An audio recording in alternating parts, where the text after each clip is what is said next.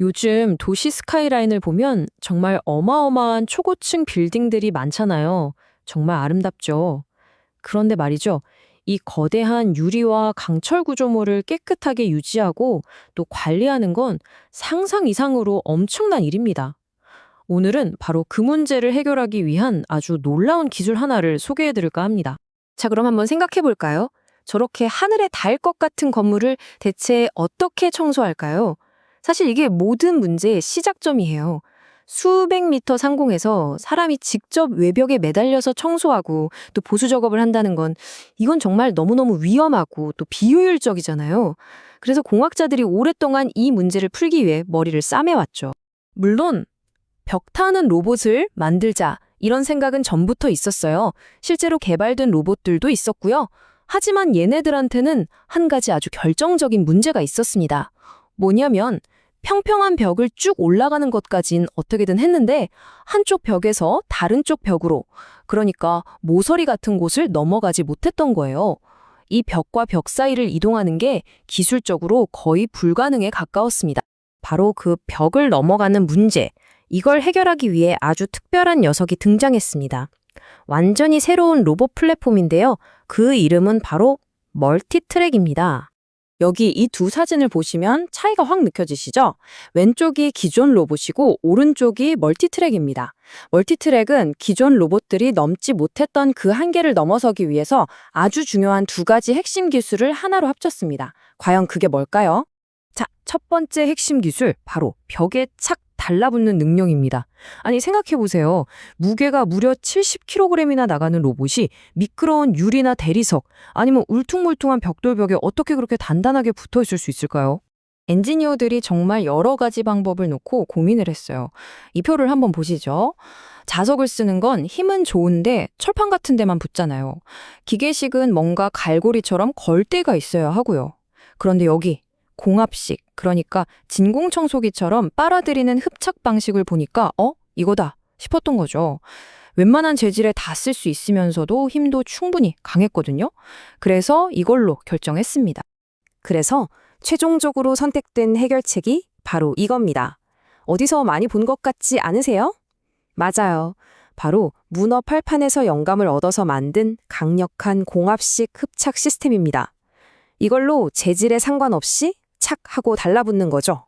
그런데 궁금하잖아요. 이 작은 빨판 하나가 대체 얼마나 세게 붙어 있을 수 있을까요?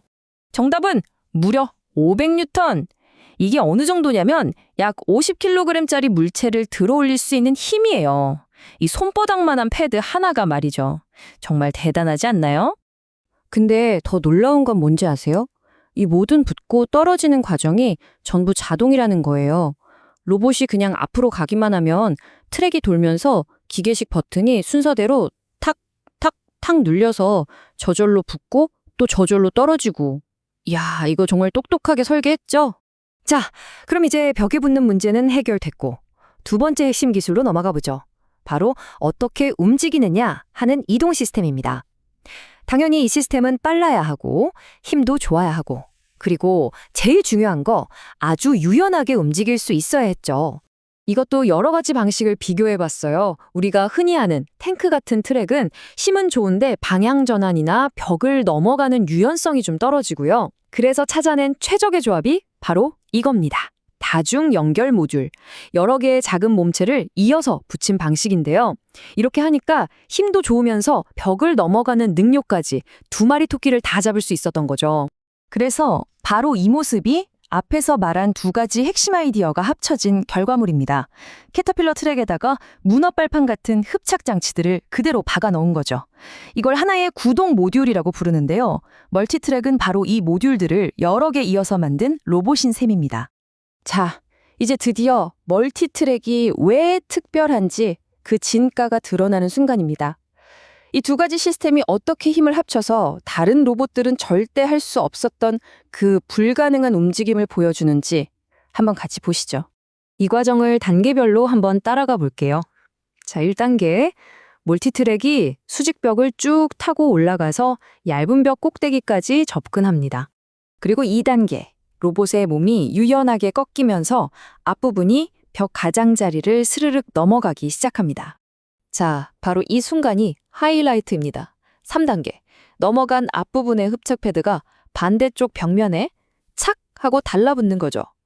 그러니까 지금 로봇이 양쪽 벽에 동시에 붙어 있는 상태가 된 거예요. 이어서 4단계.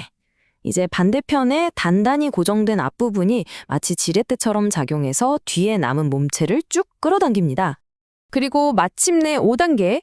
뒷부분까지 완전히 새로운 벽면에 안착하면서 이렇게 핵심 과제였던 벽과 벽 사이 이동을 완벽하게 성공해냅니다. 멀티트랙이 이렇게 벽을 넘는 데 성공했다는 건 사실 그냥 신기한 로봇 하나 나왔네. 이걸로 끝나는 얘기가 아닙니다. 훨씬 더 큰 의미가 있죠. 이 멀티트랙의 스펙을 좀 보세요. 자기 몸무게 70kg에 15kg의 장비를 추가로 싣고 움직일 수 있습니다. 그러면서도 지금까지 어떤 로봇도 보여주지 못했던 이동 능력을 갖췄죠. 이 말은 뭐냐면 이제 정말로 실제 작업 현장에 투입될 수 있는 가능성이 열렸다는 뜻입니다. 이걸 개발한 연구팀도 직접 이렇게 말했습니다. 멀티트랙의 얇은 벽 통과 능력은 등반 로봇 분야에서 독보적인 특징이다 라고요. 그만큼 이전에는 볼 수 없었던 정말 대단한 성과라는 거죠. 앞으로 도시는 점점 더 높아질 겁니다. 빌딩들은 계속해서 하늘을 향해 뻗어나가겠죠. 자, 그럼 미래에 과연 멀티트랙 같은 로봇이 세상에서 가장 위험한 직업 중 하나인 이 고공 작업으로부터 우리 인간을 지켜주는 새로운 기준, 새로운 표준이 될 수 있을까요? 어쩌면 저 하늘을 향한 미래는 이미 우리 곁에서 시작되고 있는지도 모르겠습니다.